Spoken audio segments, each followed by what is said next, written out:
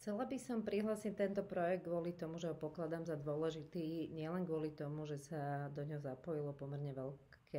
veľký počet ľudí z HR oddelení viacerých firiem, ale hlavne aj kvôli tomu, že vlastne urobil obrovskú mieru podpory a vytvoril súdržnosť medzi firemným prostredím a kultúrnym prostredím. Národná galéria práce vznikla na pomoc ľuďom, ktorí opúšťali svoje pôsobiska v kultúrnych inštitúciách vzhľadom na to, ako neodborne sa vlastne bohužiaľ s mnohými kultúrnymi inštitúciami dneska narába. A mnohí z tých ľudí vlastne pracovali, bolo to ich jediné zamestnanie už niekoľko desiatok rokov a ako cítili sa veľmi ohrození tou situáciou, že budú musieť ako keby hľadať si novú prácu na trhu, kde vlastne ich expertíza možno, že nie je vnímaná ako niečo hodnotné až tak veľmi tých inštitúcií, kde by mohlo pracovať nie až tak veľa. A ja som bola obrovsky šťastná, že sa vlastne našlo toľko kvalitných ľudí z oblasti HR, ktorí boli ochotní sa do projektu zapojiť.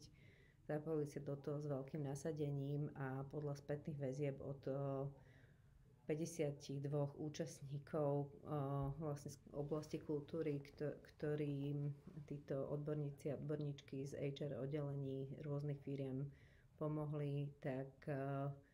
to vnímam ako veľmi úspešný projekt a že tá podpora naozaj bola úprimná, veľmi, veľmi profesionálna, veľmi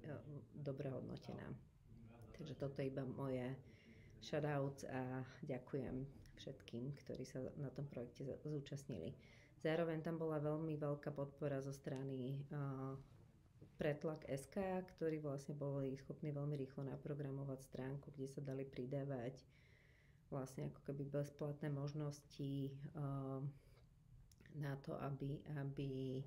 vlastne tie ponuky z oblasti kultúry sa dali vyfiltrovať. Zároveň sa nám podarilo v rámci Donia usporiadať workshopy pre to, aby keď nejaké inštitúcie by poťažmo hľadali financovanie na takéhoto človeka, ktorého by síce potrebovali, ale financie na ňo nemajú, tak vlastne, aby sa to uskutočnilo. No a obrovská podpora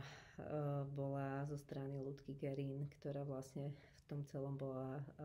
od začiatku veľmi silno zapojená, vlastne posielala, prihlasovala, povzbudzovala ďalších ľudí z HR oddelení, aby sa pridali. Takže a môj kolega Cornel Gologan z Biro Milk, ktorý vlastne vytvoril grafický dizajn celého projektu a vlastne urobil to, aby to bol nielen dobrý projekt obsahovo, ale aby bol aj vizuálne veľmi pekný. Tak, keď sa aj nepodarí, aby tento projekt nejako postúpil, budem rada, aby ste o ňom vedeli a myslím si, že projektov, kde by sa jednotlivé sektory mohli navzájom prepájať a informovať o tom vlastne, čo si zažíva biznis sektor versus kultúrny sektor, vzdelávania a podobne by mohlo byť čoraz viac.